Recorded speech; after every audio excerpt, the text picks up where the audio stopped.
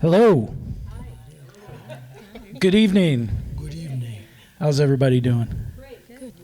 Everybody get drinks on the house? Thank you. What? Yes? Yes. Cheers. Well, thank you. But my name is BJ Jansen. I'm the president of KC Jazz Live, and I wanted to welcome you to this wonderful event, and thank you for your patience. We had to reschedule because of the weather, but I think this is a much better day than last week, right? Yes. So welcome, and we've got an exciting panel tonight. We've also got one on April 8th, and that's going to be our Common Ground. We're going to have a bunch of different organizations and other jazz organizations in the community. We're going to have a panel on that. Also, we're going to be doing a history tour to celebrate Jazz Month on April 12th. That's Saturday. So please come out and check that out. Please also check out some of our literature here. We've got some QR codes. We've got a brand new website. So please check that out. And I'm going to stop my commercial right now. I'm going to thank NTDF for their funding. And I'm going to welcome Steve up to help us dive right into this panel. Thank you, everybody. That's good, BJ. Thank you. Hey, everybody. Hey. You had a much better night tonight than it was a week ago. Hey, I really am intrigued by the topic that we're going to talk about tonight. Really is interesting to me. And let me just throw out a couple stats to you to give you a sense of what we're about here this evening. These are stats that Daryl McCaig compiled with KC Jazz Alive just a little while ago.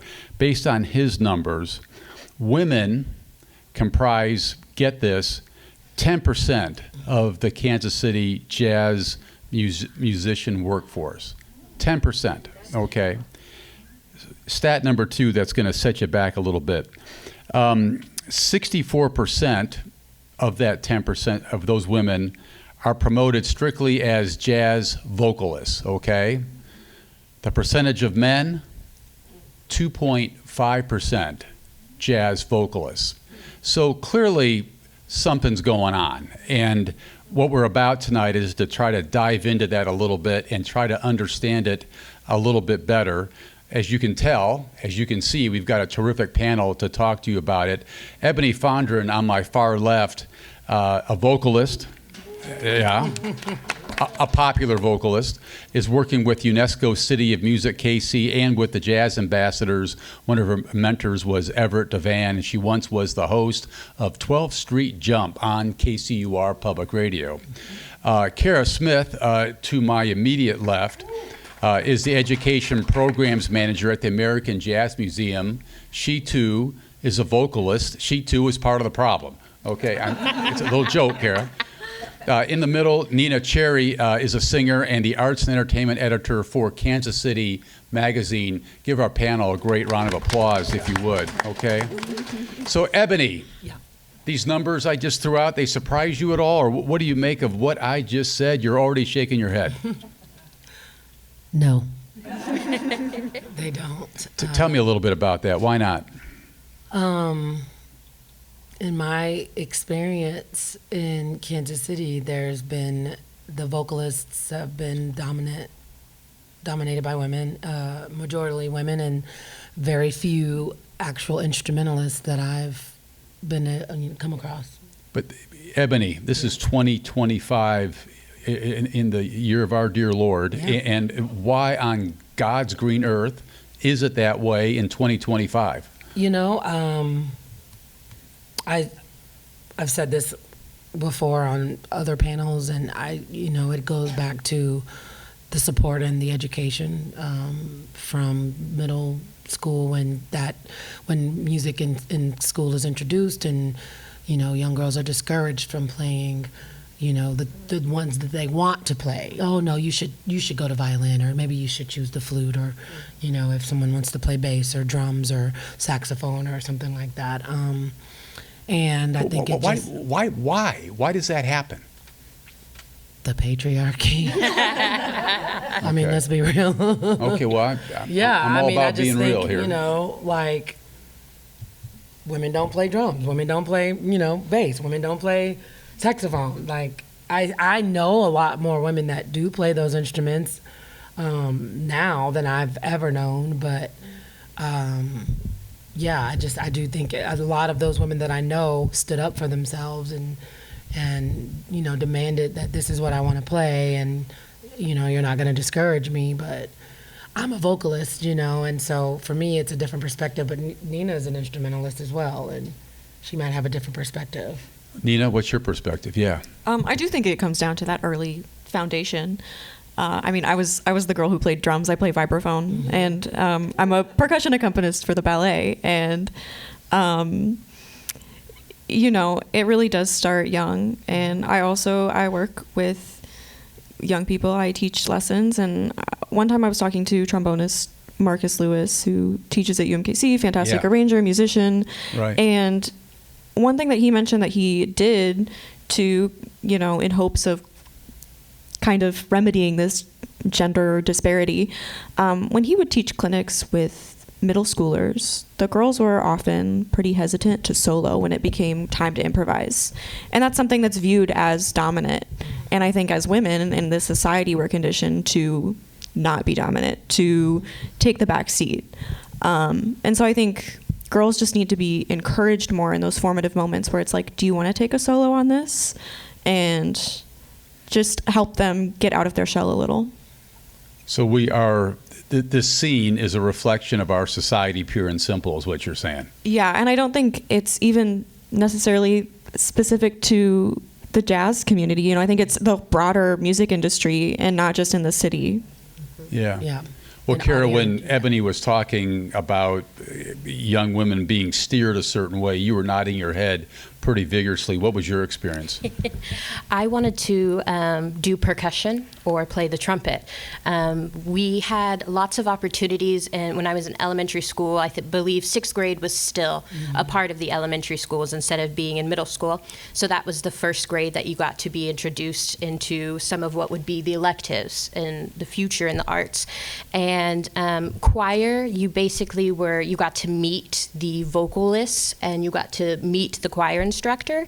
But for band and orchestra, they did instrument camps where you would try out the different instruments. And as soon as I picked up the trumpet, I got asked, "Oh, would you rather play the flute?"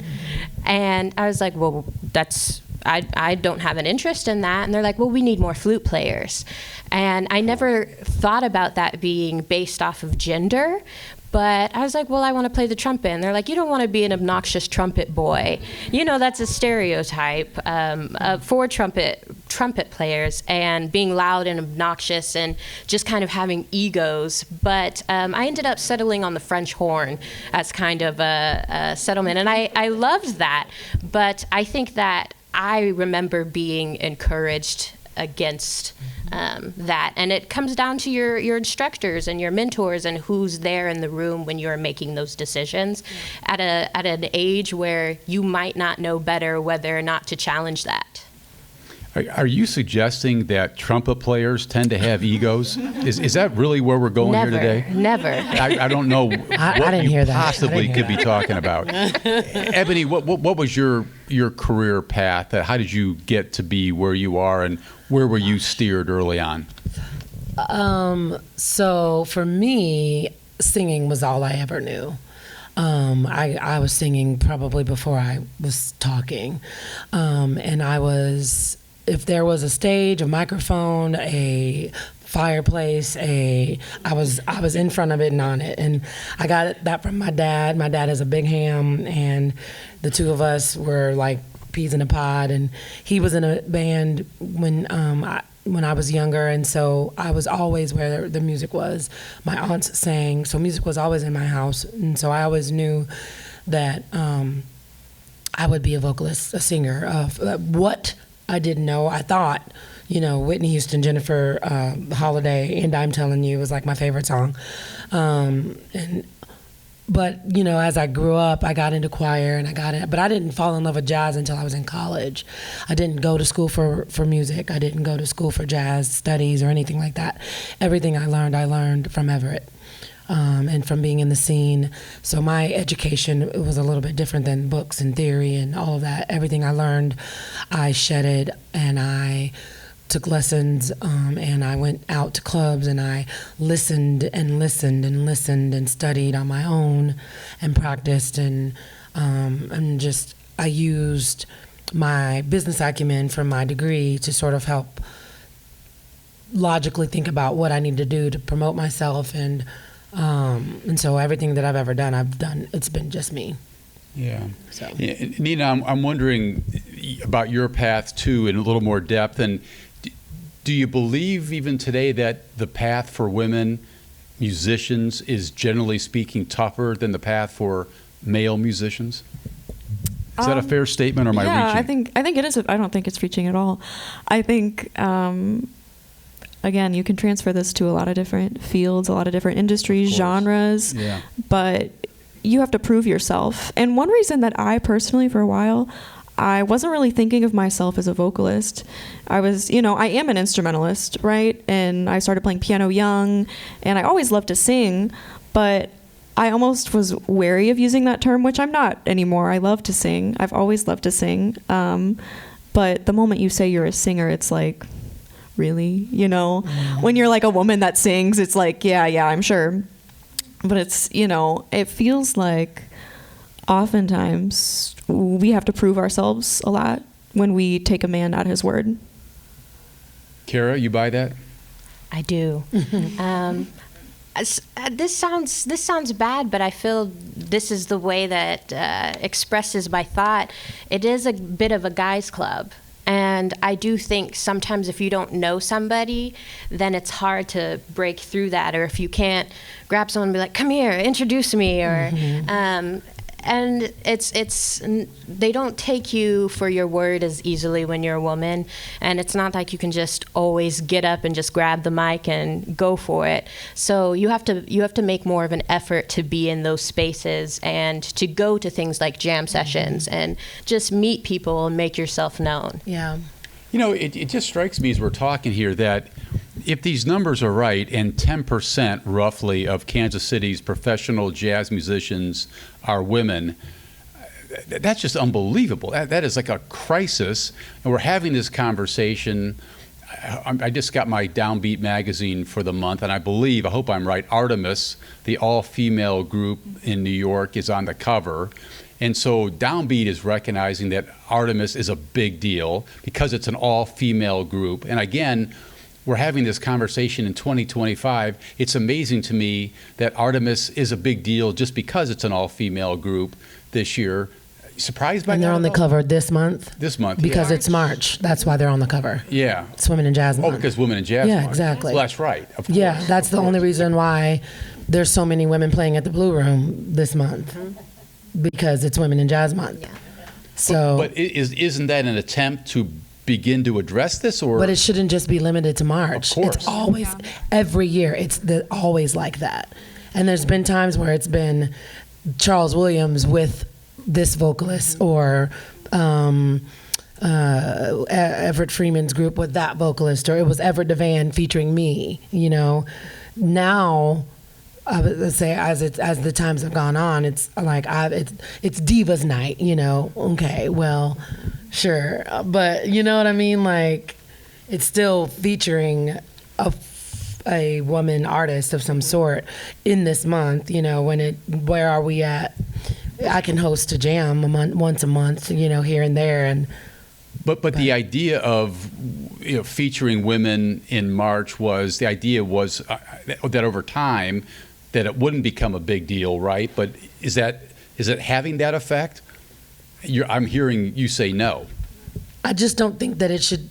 That all of a sudden in March, let's pull every woman artist that we can find and put them out, and get them in because it's Women in Jazz Month. You know what I mean? Like, where we at on the Friday nights and the Saturday nights and all those other nights hosting the jam sessions and things like that.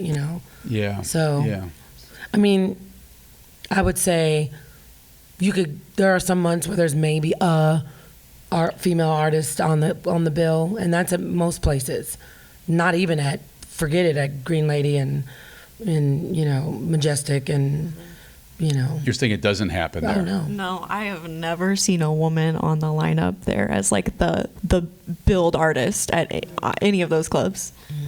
Back in the Really? day, when he was having vocalists, I had a standing at the Green Lady, but then he decided he didn't want to do that anymore. So, Wow. yeah. Can I add into that? Sure. So one of the things that I've been thinking about lately, we just passed Black History Month. And when people ask about women in jazz and only being designated to march, it really makes you think about it. Why do we only celebrate months of recognition when Black people exist 24/7, women exist 24/7? Yeah. So it's like saying, well, you only matter during this month, like you don't exist during the other Right. months. Like women in jazz Right. are, if you're a woman in jazz, you're a woman in Right, jazz. 'cause It doesn't need to be designated to just march. I know that I bust my tail, Yeah. January, 24/7. February, every month of the Okay. year. So, Nina, can you describe a situation where you felt like your gender impacted your ability to, perform in this town in the way that you would like to? Well, when it comes to booking, I mean, talk about a voice club. It's always like, oh, my buddy, and it's just kind of, it does feel like a boys club sometimes. So there's that.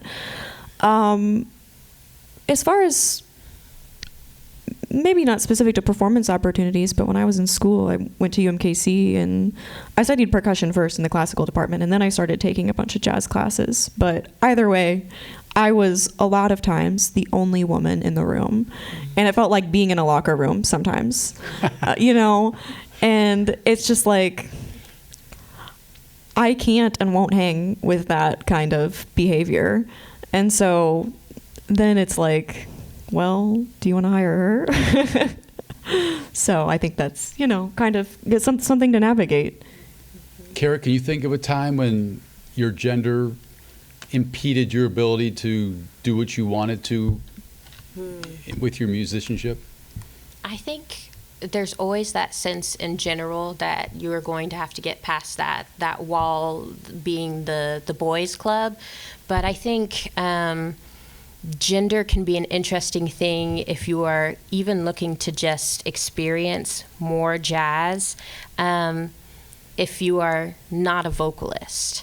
I think it's easier to get in if you are.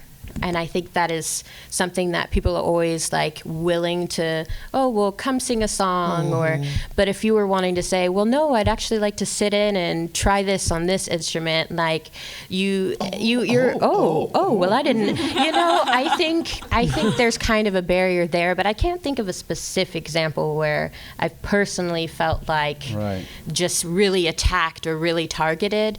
But I think it's just that general sense, and you get that as the moment you step in the room, in the scene, it's wherever almost you like are, you have it's to prove yourself if you want to do something. Do.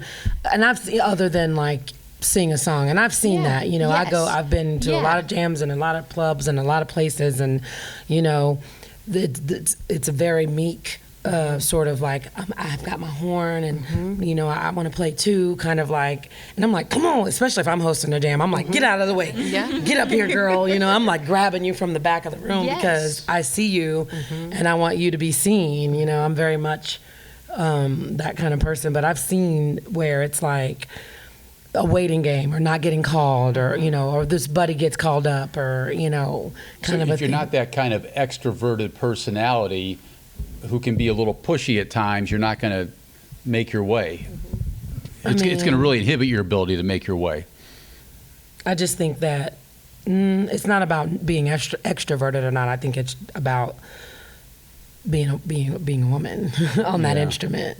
Yeah. If you don't have someone like on the line for you, or that's ready and prepared to pull you up, then it's going to be something you have to think about. And it can also be perceived as rude if you just get up there. If like they're like, "Who are you?" You're like, "Oh, well, I thought this was an open jam." He Can just I not? soloed 17 times. I can't. Yeah. Well, on top of all that, do you feel like there's some pressure to conform to a certain, feminine style of playing to be accepted? I mean, I don't play, so I don't think so. I don't think so. I just think it's not about a feminine or a masculine style. I think it's a matter of, are you good? Can you come up here and, do the things that these guys are doing? What's your solos like? What's your, just on an instrument, I think that it's almost like you have to be twice as good. What's the saying? You know what I mean? You have to be, you know what I'm trying to say. But, yeah. Does the jazz industry as a whole, does it care about this? I mean, what's your, Kara, what's your sense? I mean, does anybody care? I think there are we're having this people little out there conversation here. Is anybody else that care. paying attention? I think there are people out there that care, and I think there have probably always historically been people out there that care, but I think it's not a big enough issue. I think of course it is, and that's why we're here today talking about it. I just think in the minds of people, it's not really an issue worth having to discuss or work toward. I really do think that the music industry is a little more old school still, and even but you don't think of the music industry as being old school. I think of it as being filled with people who are a little more progressive than the average. Maybe I'm wrong, but that's my sense. I think that sometimes you have to do a lot more than it's just not always worth what you might have to do to get there. I think that with the music industry, they're not quite concerned about representation of women. They're concerned about what's selling. And if you have a boys club that's remaining that way and not actively making goals and steps toward opening that and bringing people into that space, then you're just repeating the same pattern over and over. And that's what's happening now, you're saying. Yeah, and that's what's happening. Nina, what would you throw into this here? Okay, who watched the Grammys? I think this is representative of the music industry at large. So I'm thinking about the performances that I saw on TV that night. So there was Doechii, a hip-hop artist named Doechii, who gave a stellar performance, and Chappell Roan, who is from Missouri, and she just has outstanding live vocals. And then, Benson Boone, who did the flip off the piano. Yeah. And grabbed his crotch too. And there was like a pan of like SZA's reaction. And then there was Shabuzi, who I was like, wow, they really auto-tuned him. I mean, I can hear the auto-tune in the recording, but it was just like the perfect representation of how much harder you have to work as a woman in that industry, and how you can be kind of mediocre sometimes if you have audacity, right? I think it comes down to audacity a lot. Yeah. But I thought the Grammys were a great representation of that. Well, not everybody's really audacious, right? Right. To your point. Yeah. Yeah. But I think we're conditioned as women to not be audacious. So that's something I feel like I'm working through all the time, is like, okay, you have to convince yourself, you have to psych yourself up, and you have to, really truly fake it till you make it, even if, I don't feel super audacious today or whatever. So what does the jazz industry need to do to promote a more inclusive scene? What's the path forward here as we look at this problem, which you guys have articulated so well here? It's different. I think it's scene specific, because again, for me as a vocalist, I have been doing it's a different experience, and I've been in this scene, the Kansas City scene, for a long time, and I've seen things change, and I've seen the arc of how clubs have changed with the programming and what's popular and what's trending, and who they're booking, and how crowds are fluctuating, and these are all the things that I do when I go out and I'm in the scene. And there's something in Kansas City that is off in the jazz scene as far as the audience goes, in my opinion. And I think. What do you mean?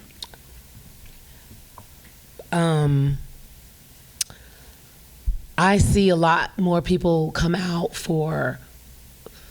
There have been times where I've had to, let's say, dumb down what I do in order to keep an audience. And I decided that I'm not doing that anymore. What does that mean? Change what I do. More covers, more soul and more R&B and more generic, well-known standards. Things that all of me. I'm not singing At Last again. You know what I mean? Like. Right. And a lot of it is what people are packing into bars and what's selling drinks and food and getting butts in the seats, and it's become less about curating a program for your club and your bar and more about how many butts I can get in the seats. And as an artist, as someone who, enjoys singing jazz and the standards and telling a story and giving you a performance, and it's hard to do it to an audience that wants somebody to get up there and hoop and holler and sing, her for the 19th time. Like, it's just so. So for me, I find other ways to work. I do a lot of private, and I go to Paris. Yeah. So. Carrie, you were nodding your head again at what Eboni was saying. You've been doing that a lot tonight, by the way. She's striking a chord for you. I think there's a lot of things that are resonating, and I always feel like it's good to acknowledge these things. I think to what Eboni is saying, in Kansas City, there's a lot of blurring of jazz with other genres, and there's always going to be fusion, and that's great, but I think a lot of people are expecting more of what you would call an R&B show, right? And the thing that's frustrating for me is that it's being labeled as jazz, right? And it's not, because you throw in a contemporary jazz song or two, or you've got a saxophone playing over your R&B cover, whatever the case may be. But for somebody who's actually studying and doing these songs and presenting this music in a way that is authentic, for people to get up and walk out because they're not either recognizing it or understanding it, or it's disheartening, and I'll give an example. And I have nothing against, like, the people that are doing, I was at the Blue Room this past Friday night. Lady D and her group was before me. She is blues and soul, and they were up. They were dancing in the aisles, having a good time. The place was packed to the brim. There's no announcement of stick around for this is coming up next. There's no, hey guys, it's Divas Night after this. You're going to have some jazz, blah, blah, blah. But people are at the Blue Room, and so they think, I'm getting this jazz experience because I'm at the Jazz Museum at the Blue Room. And then it's mass exodus after that, and everybody leaves. Yeah. And then the faithful people that know what I do, and the Bukeka was with me, and know what we do and what's in store. It's a small but mighty crowd. It is. But it's like, it's kind of a letdown also, because it's like, this is the Blue Room.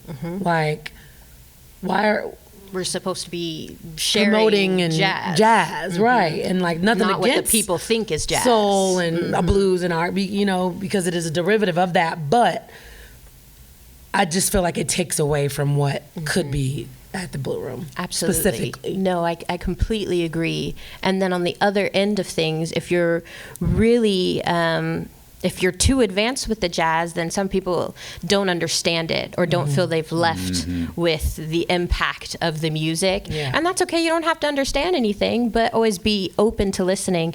But Steve, to answer your question about the music industry, I fear that in my mind, the answer to that would be to bring back truly unique individual voices. We do a lot with, especially for singers, there's a lot of auto-tune. There's a lot of push to be the same, to eliminate the things that make you an individual. And it kind of takes away your freedoms as a performer, because you are always trying to match what is trending. And we just don't see a lot of, when we do see individuality, it makes a difference. But if you are not well known or don't know the right people, then you might never get discovered. Nina, what would you like to see the jazz industry do to begin to change what we're talking about here? Well, I'll go back to education again, because I think that is, I mean, it's the new generation, right? And cultivating that. I love to teach. That's one of my biggest passions, is working with young artists and just starting young, getting them to improvise.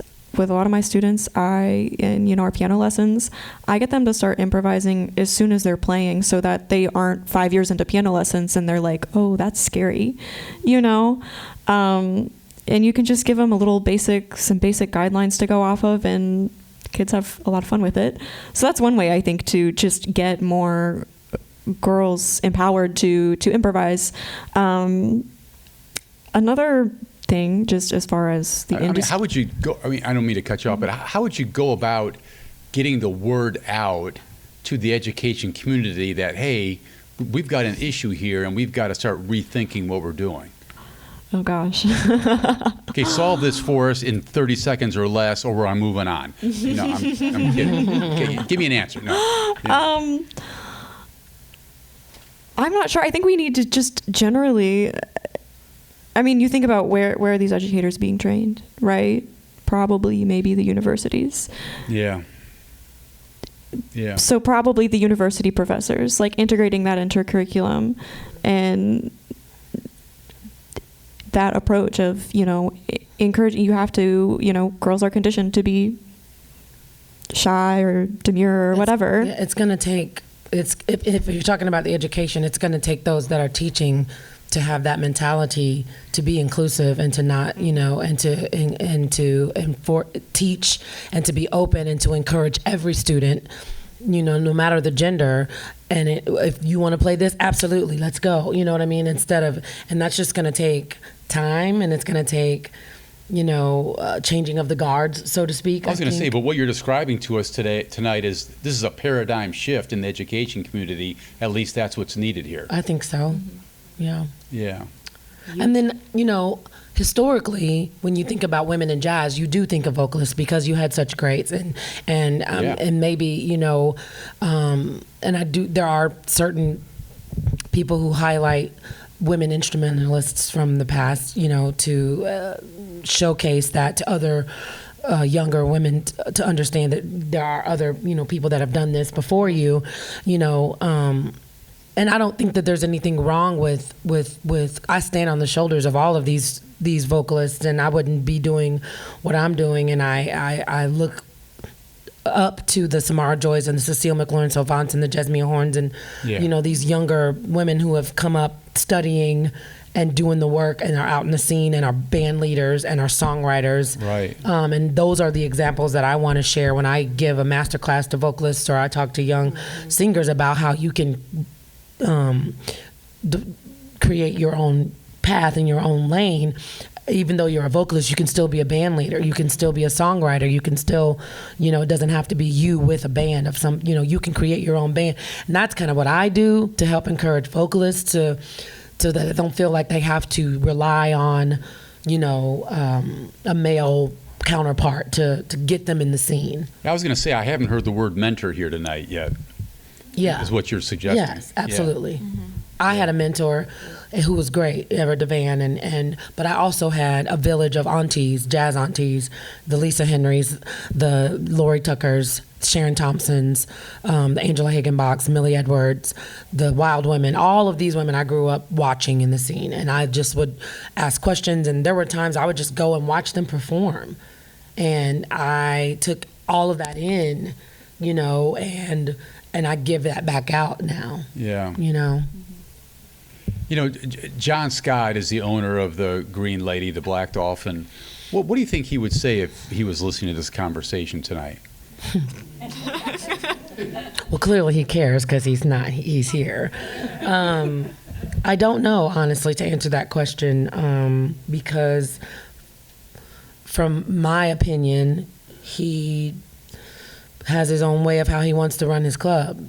So, and I don't think it has anything to do with gender. I think it has everything to do with bottom line. So, Carol, what role do you see yourself playing in inspiring this next generation of female players and singers? Oh my goodness. Well, that's a good question. Outside of, representation personally has always been something that's important to me. It's the reason I went into education and why I got my music ed degree. And I found, I don't love teaching in the ways that I was teaching. But I think for me, one of my goals, and I'm going to try my best to do this through the museum, is work on ways to refine curriculum. I think that curriculum is one of the not barriers for women in jazz, but in thinking about some of these issues, there are a lot of different things in elementary music, general music curriculum, that could be shifted or adjusted to better support women as instrumentalists, as musicians.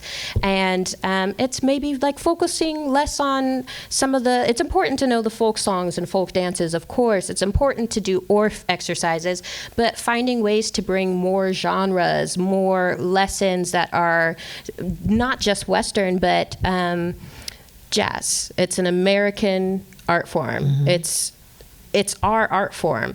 And jazz usually is only covered about maybe a month in an elementary unit. Why is that? Why is it only during Black History Month? Or why is it only maybe during Women's History? I don't know. Who made that rule? Why is that the norm in general music elementary curriculum? What other things can we bring into the classroom so when you have your little girls that are wanting to be musicians, to better support them and better tell them it's not just during these times that we celebrate women. So really just kind of assessing how to change curriculum to meet everybody. And that's a huge task, but one thing that I want to do is through museum programming, build that into the schools. If it's not already there, bring it to them. I was going to say, is the Jazz Museum educating in the way that you think it needs to encourage this next generation of women? Is it hitting the mark? Not yet. And I think there's a lot of room for improvement. And I think it takes assessing. It takes time to really think about, what are our actual impacts at the end of the day? When we're looking at our reach, who we interact with on a regular basis, I would say no. And I'm not discouraged by that. I think there are lots of opportunities to fix this issue and a lot of opportunities to build appreciation of jazz, and not just centered around women in jazz, but to better help support schools in teaching about jazz and teaching about music. And I think we will get there someday. Yeah, Nina, how do you see your role moving forward here? Continuing to empower young people. And another thing, I want to be intentional about who I call for a gig. I have the power to build out my own band. What does that look like? I can hire a woman. I mean, granted, I would love to hire a guitarist, but I've yet to find like a woman guitarist that has a jazz background, right? So there are certain instruments that I do struggle to like, if I think about building out that band, there's no one. So also part of that, right, is cultivating young people, of course, which I keep coming back to, because I think, the next generation is our only answer.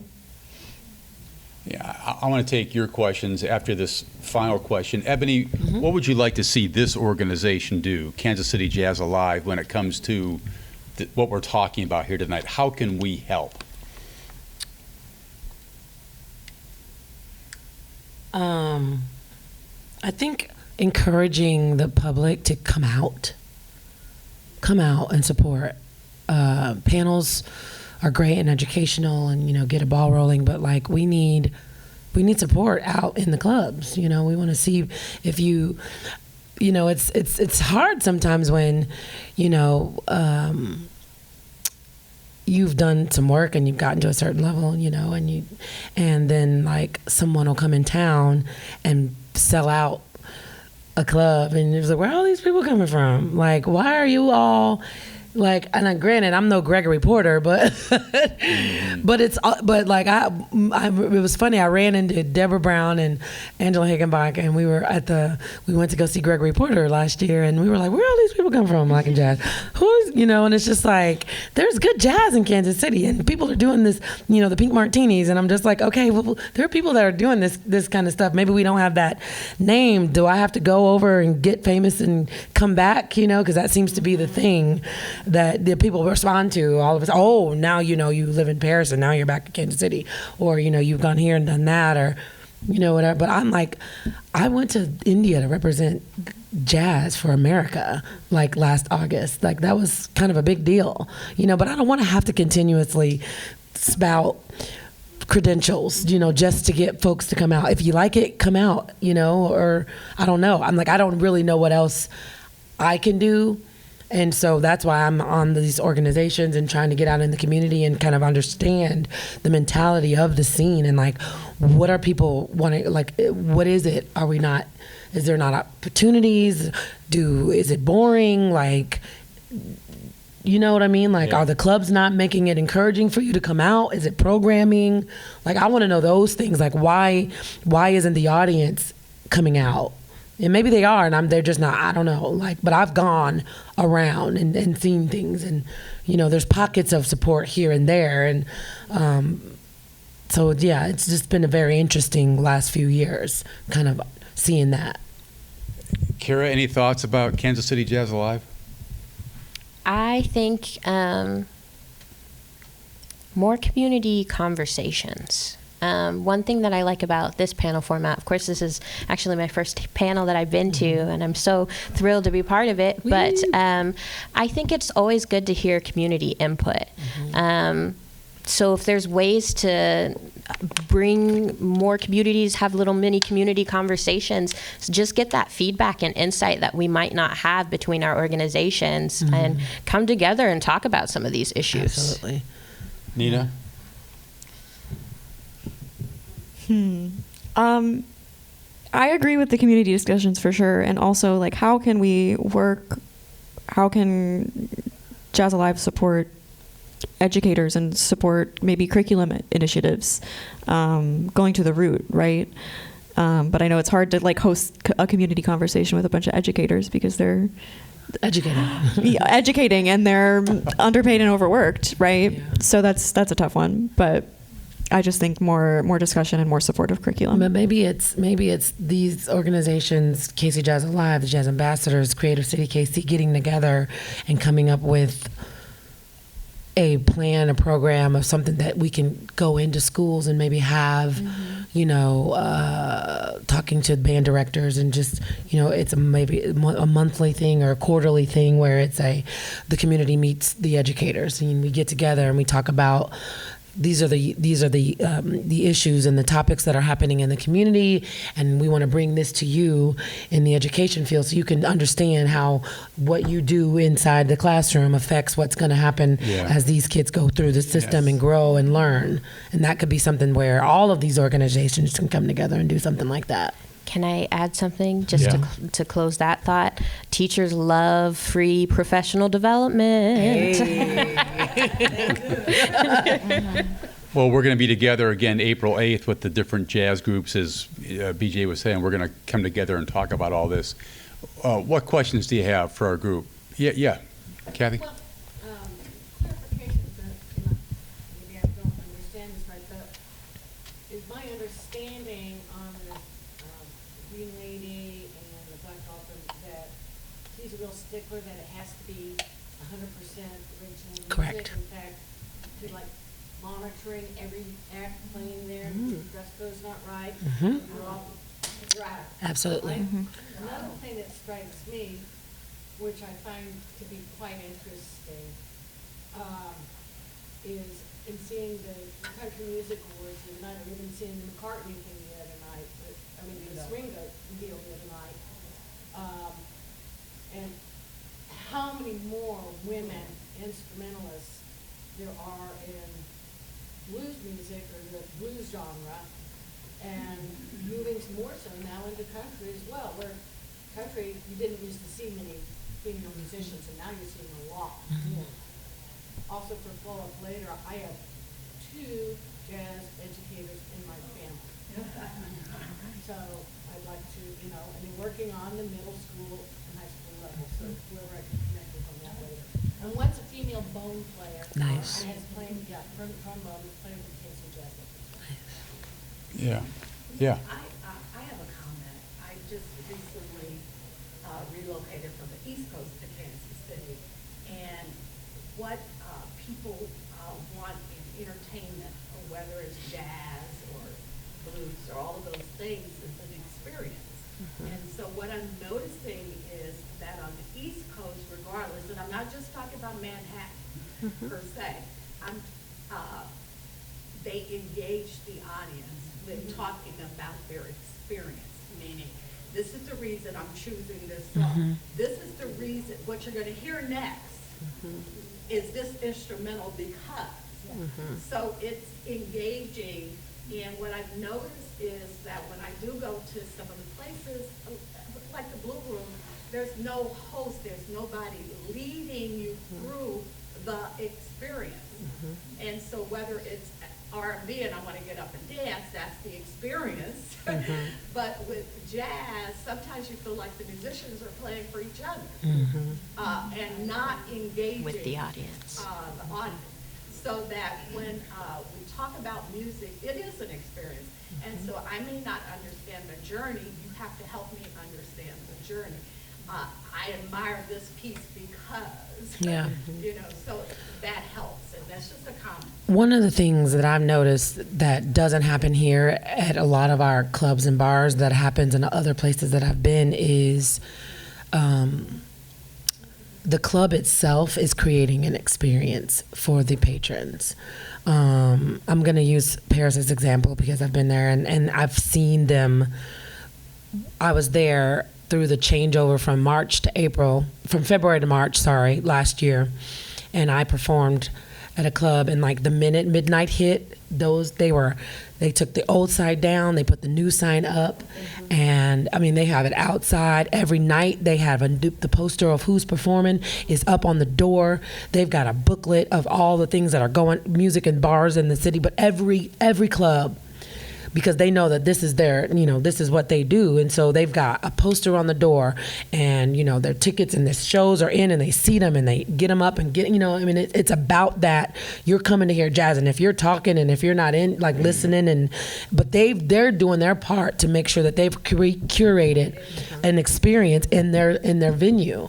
And it could be a hole in the wall cave down in a basement, or it could be the big Duke de la Bar, like they're at the door, they're taking tickets. Like you're coming for a show. I've not experienced that at any place in Kansas City in a really long time. It's the last time I had that happen to me at a local club or a bar in Kansas City was when Kurt Elling was at the Blue Room years ago, and he did 2 shows, and there was tickets and. Yeah, or when Ida Macbeth used to feature on a Friday night, and she had that one bathroom was her dressing room, and you came in and you sat down and you shut up and you paid attention. Jardine's used to be that way, but there's not very many clubs that are really trying to curate and give club goers an experience. So no, the band's not gonna entertain the crowd because the crowd's talking and the crowd's kikiing and they're at happy hour and they're turning up and they're having a good time because they got a discount on drinks and they're grooving to their favorite song because everybody's singing a cover tune. So it's more of a let's come to the club and the bar and hang out with my happy hour group for my birthday party than it is let's go out and see some jazz. Yeah. Yeah, yes, ma'am, right here. A lot of the venues and clubs here are not really promoting the acts that they have in, and then they wonder why, nobody's coming in, and so they're quick to let the band go. Right. Oh, yeah, Well, the minute somebody... for 2 weeks, and Right. So nobody's come in the door. Right. But it's not just the jazz musicians.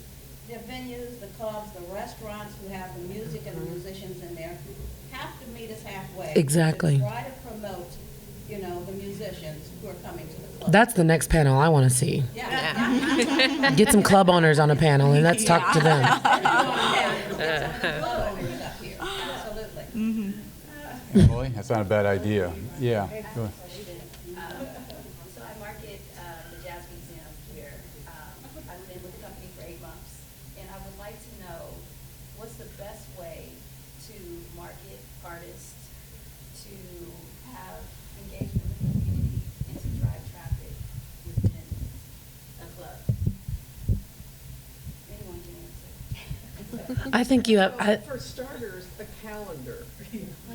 Because most, not only clubs certainly, some clubs and musicians don't keep their calendars current. So if I'm looking for somebody where to go on a Friday or Saturday night, and it's March 15th, they still have their February 1 calendar.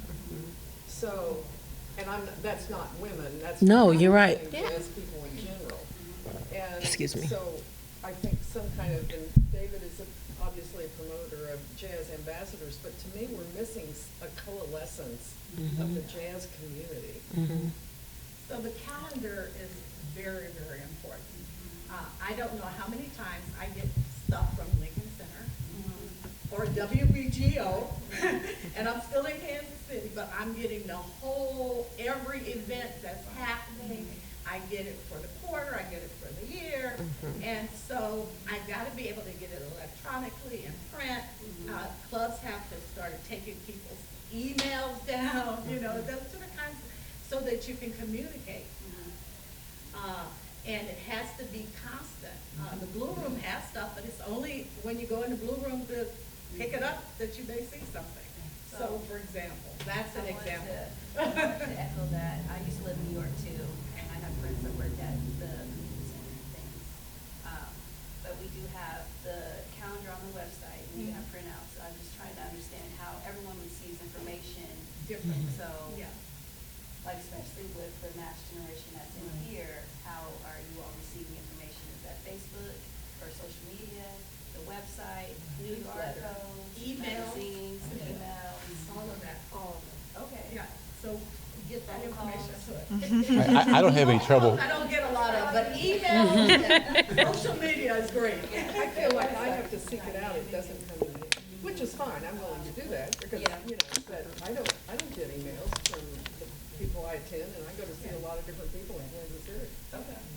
I don't have any trouble with the Blue Room, so I go there all the time to see what's coming up. I find it pretty good. But you have to go there. You got to go there. So I will say, we do have a billboard as well.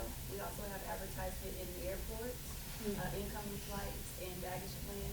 And so I'm just trying to figure out also what other avenues you all need. The Right. KC visitors, there's. Yeah, we're on the Kansas City Yeah. Visitors website. Do you have the information though flowing through that says this is the events that are happening? So I've we have seen it. tourists on 18th and Vine looking for something to do We're and partnering don't with know what's tourists going here. on. Okay. Good feedback, thank you. Yeah. Yeah. I'm curious to hear what you think about, if you look at the Kansas City Symphony, there are women in the Kansas City Symphony. There's not one female in the Kansas City Jazz Orchestra. So Is that right? Not one? That's right. That's Yeah, right. Wow. That's correct. we used to have a female trombone player, and she died. We don't have any females. So what's attracting women to classical and not to jazz? Playing the violin, right? it's a violin, cellos. To add on to that, elementary music curriculum, when you are focusing on musicians, it starts with Western music, starts with classical. And that's really encouraged all the way through. You're introduced to it first. You learn about your major composers, Mozart, Beethoven, and there's just it's not necessarily that it's being presented in a different way or to different audiences. It's just introduced a lot earlier. And even a lot of like lullabies that people play for their kids are classical music. It's just something that seems to be instilled in a lot of kids earlier on. And I think it's a more respected art form. That's controversial, but jazz has always been controversial. Jazz is Black American music. Yeah. You know what I mean? And so it's not going to be at the top of anyone's curriculum. It's going to be a sidebar. Oh, and by the way, there's this stuff, and it happened, and you know, and learn it if you want to. Like, I had to Really? and because all of my music, all of my choir, everything that I did through grade school was all Western music. All the choirs, all of the songs I sang in German when I was in 8th grade or whatever. You know what I mean? Like, I didn't learn one thing about jazz until I sort of stumbled upon it. So, How about way in the back, then I'll come up front here. In the mid-90s, I worked at KU, the Lee Center. We had a project called the Jazz Train. And one of the things we did is we went to the neutral musicians and we did video interviews of 12 jazz luminaries that were available at that time. The one thing that struck me about that is that we had to interview all the men first. And the reason is because they all had gigs that night and had to Had to go. And the women did not have gigs, so they could be interviewed later in the evening. And that always stuck with me. And I, you know, it was Ivy Beth, it was Green Bay, it was, you know, it was all those folks. But it always stuck with me that, you know, we had to do the men first so they could go do their gigs. Because the women weren't available because they didn't have men's work. Good observation. Yes, ma'am, right here. So I'm not sure where the disconnect is, but I think don't quote my timeline. It was last summer or the summer before, for Charlie Parker's, the celebration for Charlie Parker. I saw this group of young people playing out there on the lawn. It was amazing, with all kinds of young women. Lots of them. Playing instruments. It was all instrumental. And most of them were saxophone. to the saxophone. To be honest. But then, at one of these events, it was over at the library, again, I'm not sure when it was, and there were women that were speaking, but when they brought up the jazz ensemble, want to take a guess? It was all young males. So, Was it a paid gig? I doubt. Well, I shouldn't say. Maybe Jazz Alive was paid. I don't know. And I liked your point about sneaking in that improv early, because I am so stuck to the lines and the dots, because that's all I was taught. And then it becomes intimidating when that's like what you're used to. Exactly. Yeah. Do you think parents encourage young boys more than they encourage young girls to be musicians? I think so. I mean, do you want your daughter to hang out with a bunch of musicians? Right? I was all my dad had. There you go, Neil. So he didn't have a boy, so he didn't have a choice. Same. Yeah, I'm an only, and my dad's a blues drummer. So I mean, for me, that was always something that was encouraged and nurtured, because there wasn't a negative air around being a musician, right? That wasn't a terrible career path to go down, or you know. And for me, it was something that, like, I literally just, like, naturally, I'm 3 years old and I'm singing with the voice as deep as I have now, and they're like, this child's a singer, you know, so, you know. Yeah, I'm trying to figure out how to formulate this. It's such a good question, but I also grew up playing piano and clarinet, sung forever, classically trained. I love the dots and lines as well, and started playing saxophone in high school. And I feel like we've touched on this in a lot of ways where, like, improvisation terrifies me. Like, I can't just read it. That's so scary. And I keep thinking about how so much of jazz culture happens outside of the classroom. Like Yeah. this jam session culture you talked about, the boys are kind of getting together in the garage and just like goofing around, but they're learning through that. And I wonder if you have, like, I always felt like that wasn't a world that I could go into because I was just like, oh boy, that's really scary. I don't know what I'm doing, and it's too vulnerable for me as a woman to be part of something like that. And I wonder if that resonates with any of you, of like the sort of disconnect between being a woman who's hyper prepared, right, and like knows her shit, and that's why she belongs in the room, and not because she can hang and she can sort of like just be vulnerable. I think a lot of that is, you know, for them it's just a hang and it's music, but for you, I'm a female. You have to think about, I'm a girl, I'm the only girl, you know, there's vulnerabilities, I gotta watch myself. What if I come across this way? What if I come across that way? Do they think I'm trying to flirt? Am I trying to do this? When you just wanna play music, so it's not just being a musician. When you put yourself in those environments, there's so many other things that you have to think about that come into play, you know, and so a lot of that can be the chatter in your brain that'll discourage you from even doing that, because you know that there may be this situation or that situation that you're going to have to deal with on top of just wanting to play your instrument. As a non-musician, Did you? Yeah, go. Yeah, I'm just I'll come back. curious if the UNESCO designation of Kansas City as a music capital, did that do anything? I mean, I thought it was a big deal and everything. It's a very big deal. I don't think the city understands what that means. Yes. Right, I think that's Totally. right. That's being working with that board, that we had to go into the budget meetings and tell them, hey, you stripped our budget, and get it back. Fight to get it back, because it's like, you know, this is the jazz history of this city is not a joke. Outside of Kansas City, people think that there's something great happening here, and for whatever reason, the city officials, I don't know, the people just don't get it. They don't get it, and I feel like sometimes I'm beating my head against the wall, and you know, I wish. When you had a mayor like Sly James, who was an actual musician, he got it. Yep. Right? He came out to the clubs. He brought his instrument. You know what I mean? Like he got it. He understood it. When you have a mayor that is sports minded, you know, then I feel like it's gonna take other people to be like, yo, mayor, like this is a music city. You got to do some stuff to maintain that. Don't forget. And so I think that's the challenge that we've been coming up with.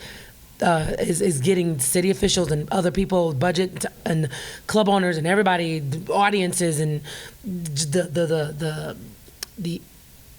energy in the city needs to be reshifted. I feel like it needs to be like reintroduced in some way. That what Kansas City is, to get people to understand this is special.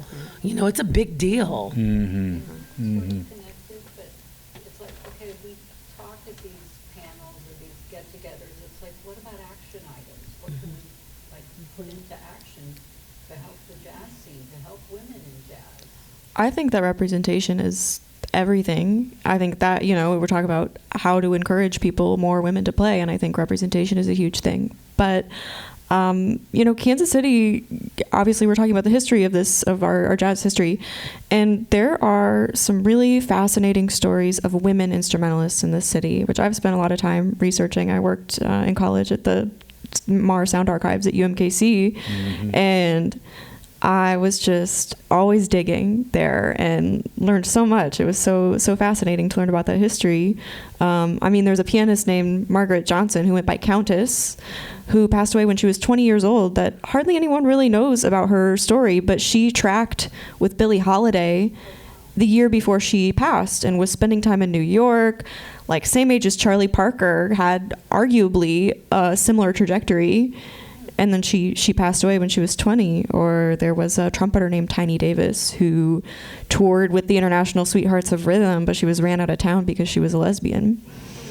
And then this was like the 30s, and she moved with her partner to Chicago and opened a gay bar there in the 40s or 50s, you know? We have these really rich histories that not many people know about. You know, and of course, Charlie Parker, Count Basie, luminaries, but there are also, can we have a well-rounded narrative there? Yeah. Emily? Two things. I will just say a lot of orchestras, classical orchestras, have gone to blind auditions for the past couple of decades, including Kansas City Symphony. So when people audition, they're not seen, they're heard.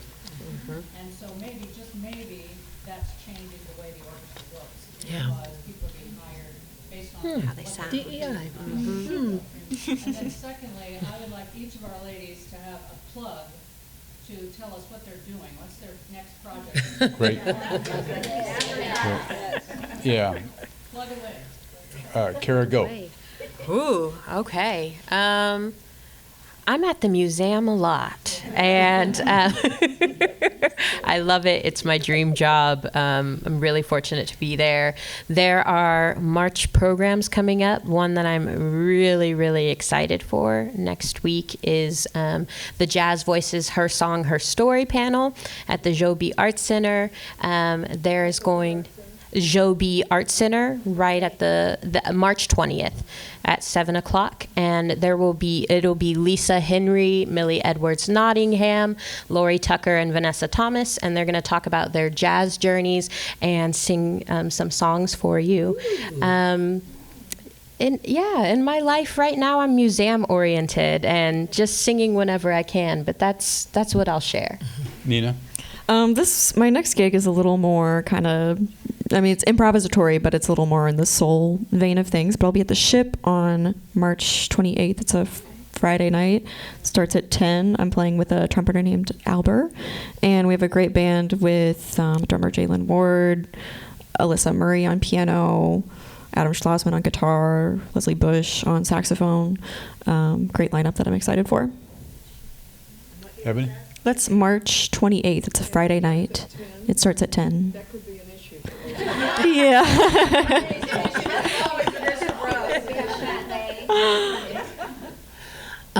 I've got a couple of gigs left this month. This Friday, I'm at Gates Barbecue for Darkest After Dark from 8 to 11. And next Friday, I'm at Johnny's. But I'm more excited to announce that I wrote a one-woman show last year called Women in Jazz, the Women Who Shaped Me. And I submitted it to Fringe, and I got accepted. And so I will be producing that one-woman show for Fringe Festival this year. So, yes, the last 2 weeks of July. So look for that. That is what I'm excited about. Good for you. Actually, do you all have newsletters or something? I have a website, and I publish my calendar up every month. I try to keep it as active as possible.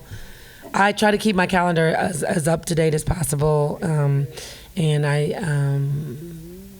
I'm active on social with letting people know where I am. So if you follow me, then you'll know what I'm doing and where I'm going. I'm most active on Instagram, unfortunately. So I'm at Nina L. Cherry. And I also hope to do some recording this spring and summer. So hoping to release something by the end of this year, 2025.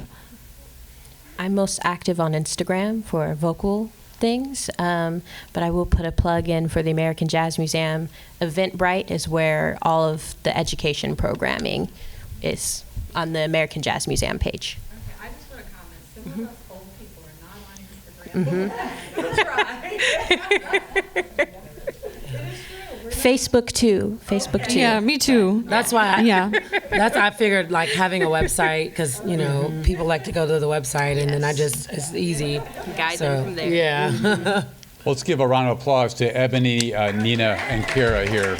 Great, you guys did a great job. Thank you for enlightening us here. Absolutely. Yeah. Let's take a picture. Thank you all for coming. Appreciate it very much. Yeah.